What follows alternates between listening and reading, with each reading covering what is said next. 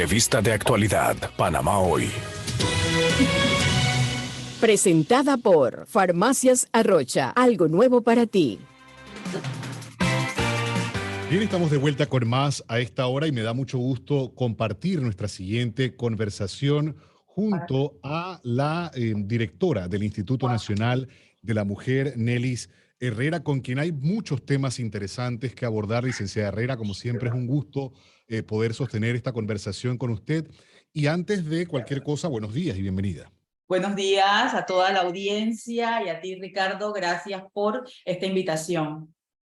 A ver, esta mañana compartíamos datos que si bien son relevantes, llaman la atención y son hasta cierto punto preocupantes, y es la cantidad de feminicidios que hay. Sabemos que es un tema obviamente inherente a la institución y que es constante además, no solamente en la evaluación y seguimiento, sino buscando la forma de generar más conciencia, de hacer docencia y de prevenir, que es quizá lo más importante. Pero había cifras.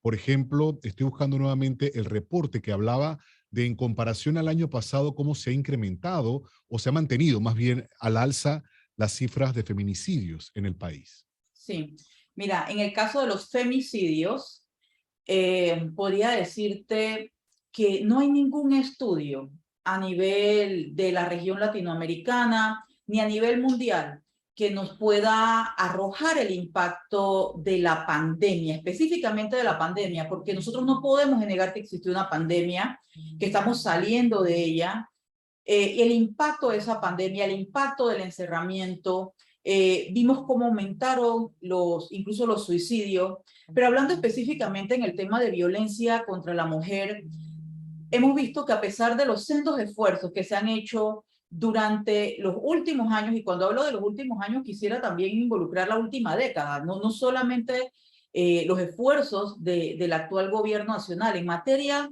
de erradicación de la violencia contra la mujer, han habido esfuerzos. Panamá tiene una legislación avanzada donde, por ejemplo, se tipifica el femicidio, donde Panamá tiene albergues para garantizarle protección a las mujeres.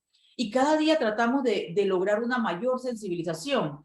Yo creo que un gran logro de este gobierno, de esta administración a la que pertenezco, con mucho orgullo, es el hecho de que hemos podido hacer una alianza con los medios de comunicación. Hoy los medios de comunicación tocan temas como tú lo estás abordando. Para los medios es importante poder entender qué es lo que está pasando.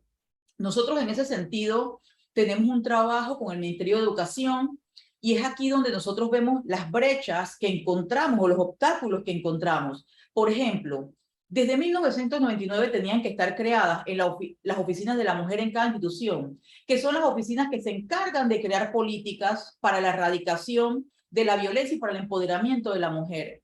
Pero cuando nos damos cuenta que en el Ministerio de Educación no existe una oficina de la mujer, encontramos una gran brecha, porque la gran pregunta es, estamos atendiendo como grandes bomberos, apagando fuegos de situaciones de violencia, ¿verdad? En el día a día. Pero ¿dónde el Estado está planificando a largo plazo para garantizar futuras generaciones más sensibles que conozcan sus derechos y que construyan una cultura de paz? Entonces, estas tareas tienen que ir una de la mano con la otra. Si yo te analizara los números, una de las grandes preocupaciones del 2020 era cómo la edad de mujeres asesinadas por sus parejas o exparejas cada día eran mujeres más jóvenes. Para nosotros fue un gran logro que en junio del 2022, estaba hablando del 2021, para junio del 2022 no se dio un femicidio en este país. Y creo que tuvo mucho que ver con el impacto de los medios de comunicación, mujeres mucho más empoderadas a través de una serie de acciones como trabajar en el tema específico de la autodefensa. Pero también te tengo que reconocer algo. Existe una violencia silenciosa.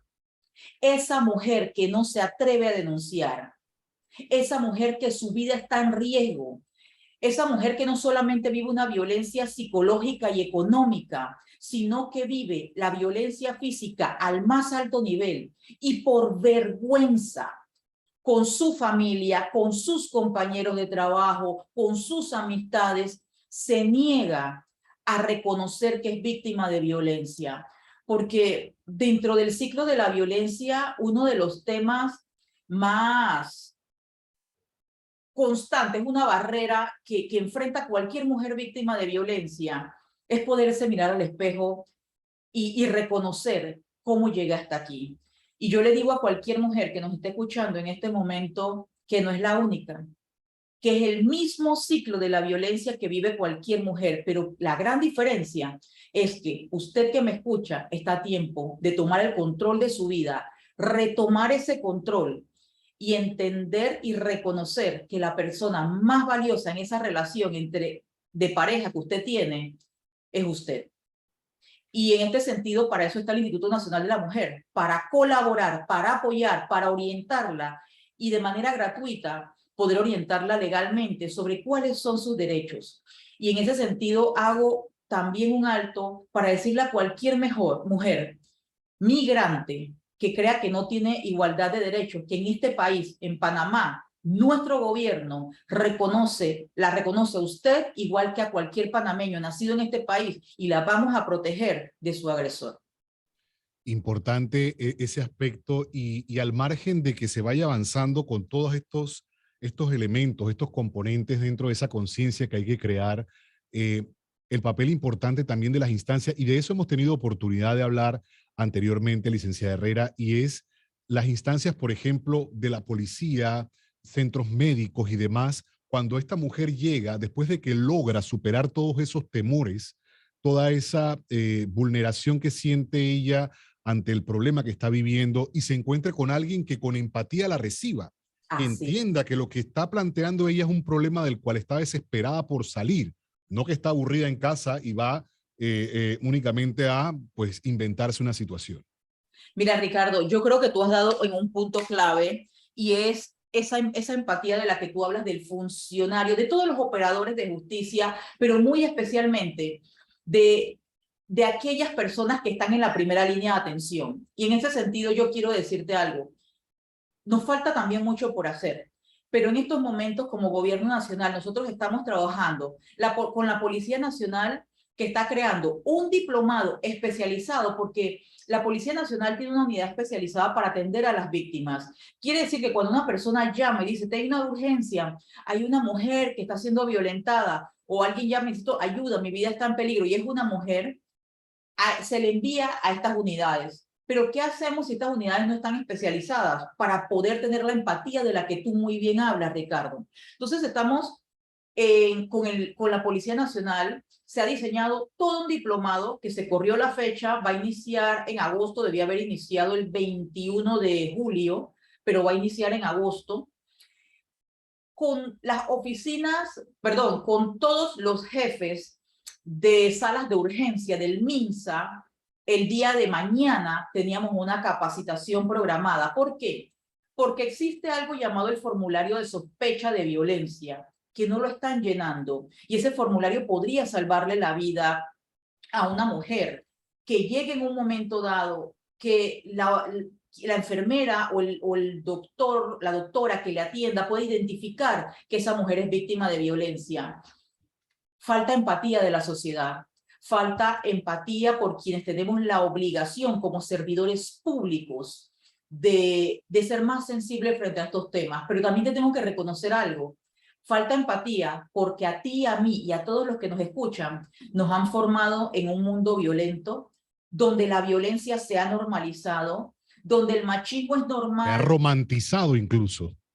Mira, ese es uno de los mejores términos que podemos utilizar, porque todos los días, a través de los medios de comunicación, de los medios que manejan las grandes masas, incluso de los libros, vemos cómo incluso, mira, fíjate cuando hablas de romantizar, cómo a los 4 o 5 años nos comienzan a leer un cuento romántico de una bella durmiente que está dormida y llega un necesita el beso del príncipe para despertarse. ¿Tú te imaginas que yo estoy dormida y cuando me despierto a mí un hombre que yo no conozco me está besando porque él es el príncipe que vino a salvarme? Yo no sé qué pasó cuando escribieron ese cuento, pero hemos formado a una sociedad haciéndonos creer a las mujeres primero que va a llegar un príncipe, la única salvadora y que debe tomar el control de nuestra vida somos nosotras mismas. Aquí no existe ningún príncipe y nos damos cuenta cuando tomamos cédula, tenemos que buscar un trabajo, tenemos que desarrollar y sacar a nuestros hijos adelante y muchas mujeres solas,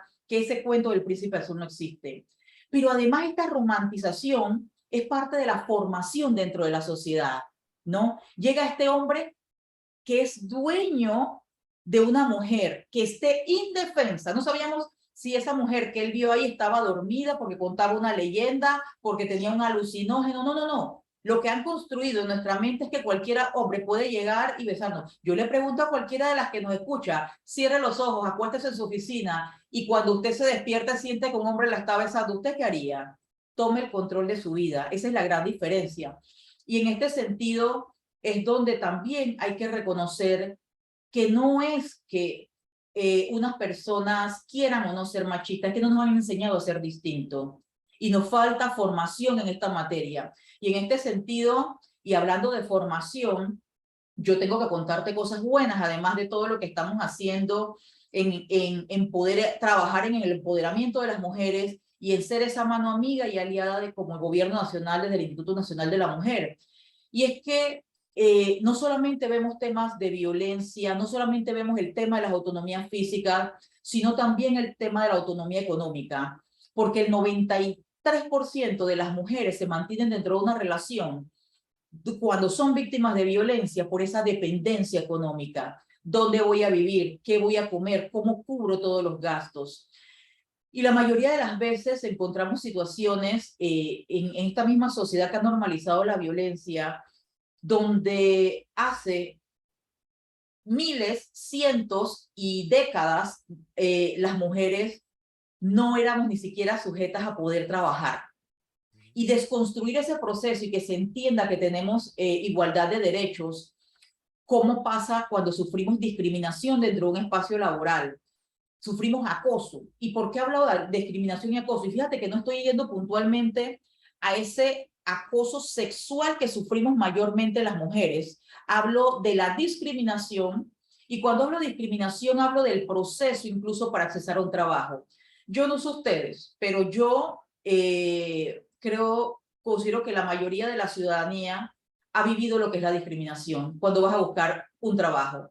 Por tu color de piel, por de dónde vienes, dónde estudiaste, tu ideología, tus creencias religiosas, políticas, todas y todos hemos sufrido discriminación.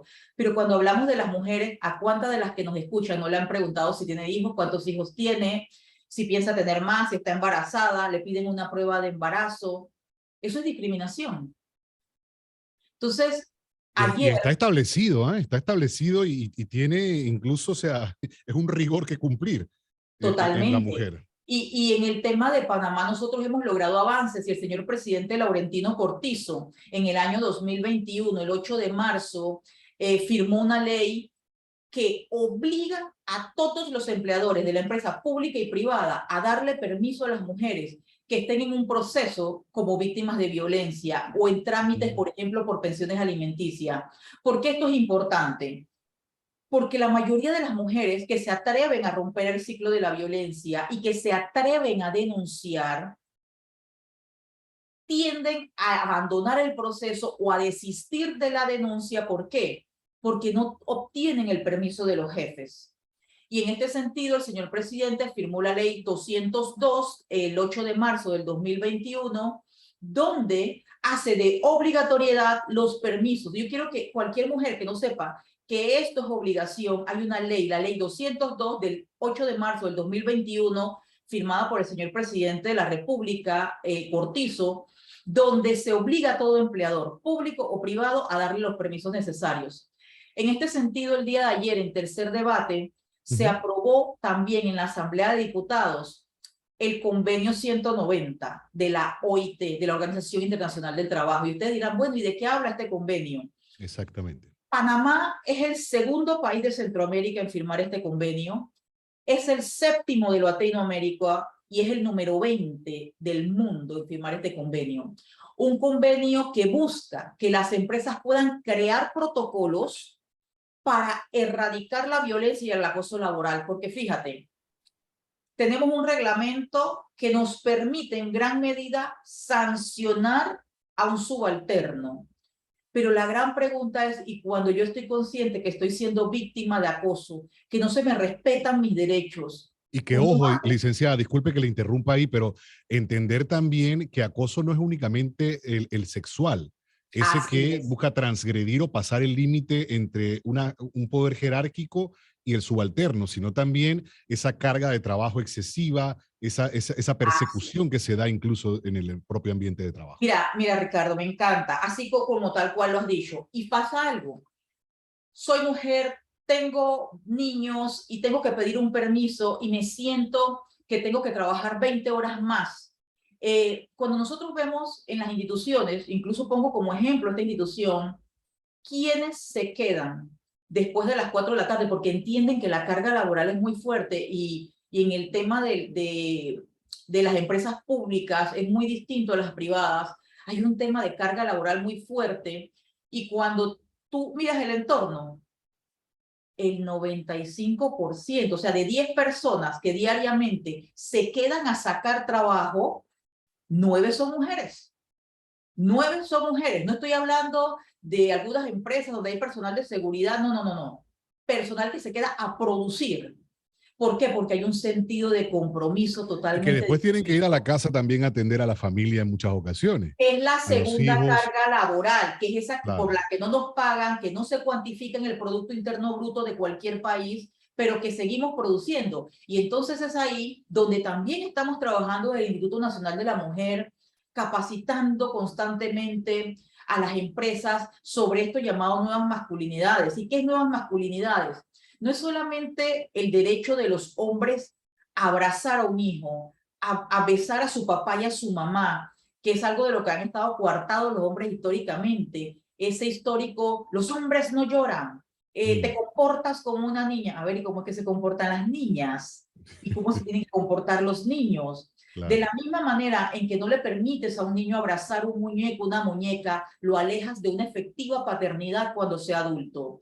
Y en eso también tenemos que trabajar porque es lo que obliga entonces a una mujer a llegar a su casa y un hombre a decirle, pero es que yo no puedo fregar los platos, eso es de mujeres. Pero es que yo no puedo cargar al niño o a la niña porque se me cae, no le puedo sacar los gases, es que mira, yo no puedo ir a la escuela a ser el acudiente. Entonces tienes no solamente la segunda carga, que es la del hogar, por la que nadie te paga, donde estás en el trabajo y estás pensando, Dios mío, ahora que llego no hay sal, se me está acabando el tanque de gas, tengo que sacarle la cita porque está resfriado, sino que también tienes una tercera que es la social, y es quién es responsable de todos los temas como llevar a los niños a la cita, acudir al colegio, la organización de padres de familia, o sea, históricamente es la mujer. ¿Cómo comenzamos a compartir esas cargas? Porque son cargas. Esto de que es muy bonito, no, son cargas, nos pesan, nos estresan,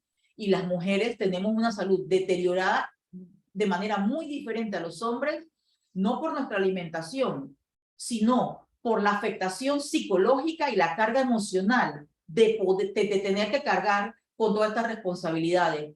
Y es aquí donde yo les digo a hombres y mujeres que están criando hijos e hijas, que aprendamos a criar a hijos e hijas de manera igualitaria, a que aprendan a defenderse en la vida, a saber cocinar, a saber lavar, a saber planchar, a ser amorosos y a no reprimir a un niño por el hecho de ser niño de un abrazo. Eso no puede seguir siendo, pero nos toca a nosotros construir una sociedad distinta, darle amor a ese niño y a esa niña, y de esa manera nosotros podemos ver a mediano y a largo plazo el impacto en un país mucho menos violento.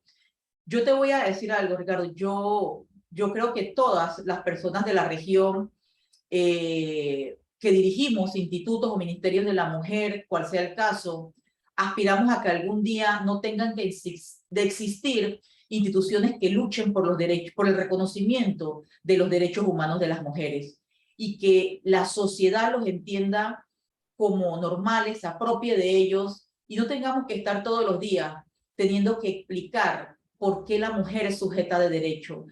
No tendríamos que estar creando normas para erradicar la violencia, el acoso y la discriminación de las mujeres en los espacios laborales. No tuviésemos que estar trabajando para que el espacio que debería ser el más seguro para una mujer no siga siendo el espacio donde encuentre la muerte, que es su propio hogar.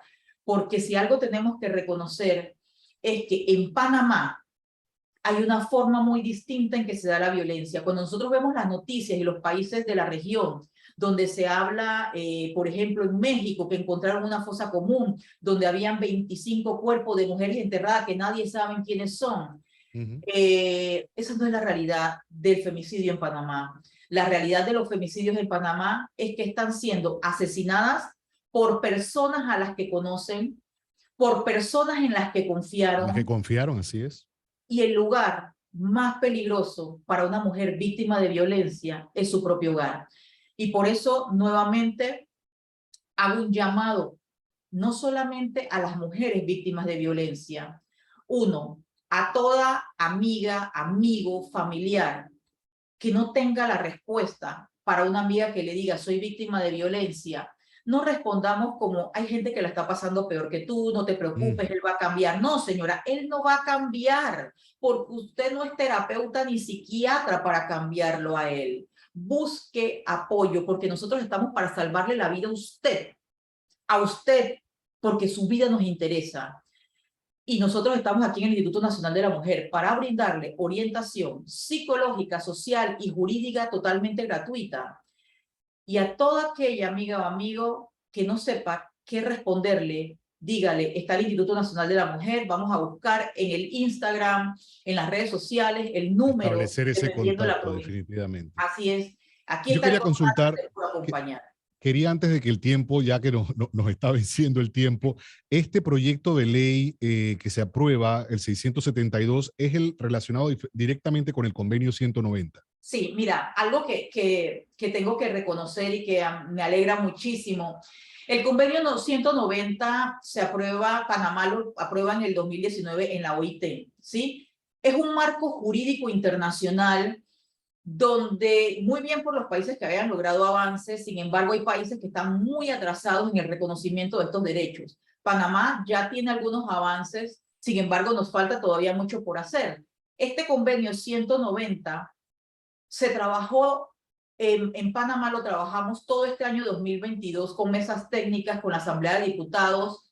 Ha sido impulsado por la Red de Mujeres Trabajadoras de Panamá, así como el Consejo Nacional de Trabajadores. Sin embargo, estuvo la Asamblea involucrada, estuvo OIT, estuvo ONU Mujeres, estuvo la Fundación Sumarse, donde están representadas la mayoría de las empresas privadas, estuvo el Instituto Nacional de la Mujer, estuvo el Ministerio de Trabajo, todos en una mesa de trabajo. ¿Por qué?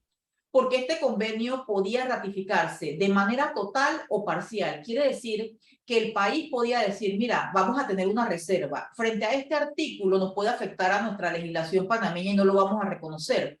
Pero esto no fue lo que pasó en Panamá. Hicimos mesas técnicas, en principio, cuando trabajamos con la diputada Harding y el presidente Adames, habían técnicos que recomendaban tener reserva del convenio en algunos artículos.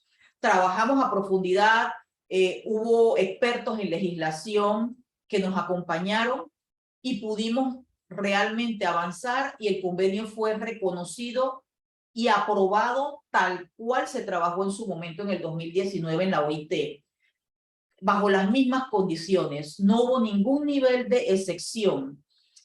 ¿Y por qué es importante? Porque efectivamente va a beneficiar a hombres y a mujeres, pero muy especialmente a las mujeres, por la situación y las condiciones propiamente sociales que nos tienen en una situación de vulnerabilidad totalmente distinta. Así que lo que es el convenio 190 de la Organización Internacional del Trabajo, que fue reconocido, fue aprobado en tercer debate el día de ayer, es un avance país. Ser el país número 20 en el mundo ser el país número 7 en Latinoamérica y el número 2 de Centroamérica en reconocer un marco jurídico que proteja a los trabajadores y a las trabajadoras muy especialmente, era necesario. Y es aquí donde vemos qué se está haciendo. Y esto nos va a permitir que crear protocolos dentro de cada empresa pública o privada que le permita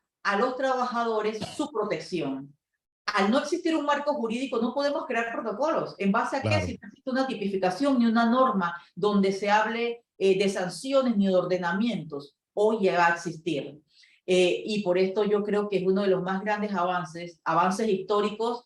Y como gobierno hemos sido acompañantes, hemos garantizado que esto se dé en una alianza así entre el Ejecutivo y el Legislativo, pero muy especialmente tengo que reconocer a esa poderosa red de mujeres trabajadoras que han hecho historia y que dentro de 50 años puedan mirar hacia atrás y decir que hay un mundo más equitativo laboralmente y que esto es gracias a todo el impulso que le han dado desde las mujeres organizadas trabajadoras de este país. Si las realidades no se visibilizan, definitivamente no hay acciones sobre ellas y eso es lo más importante. Licenciada Herrera, gracias. Siempre muy interesante nuestra conversación y los aportes que hace. De verdad, un tema en el que sí, a nivel de medios de comunicación y de forma individual, estamos sensibilizados, reconocemos y que es importante estar siempre, como decimos, martillando sobre ello para crear más conciencia. Muchísimas gracias y buen día.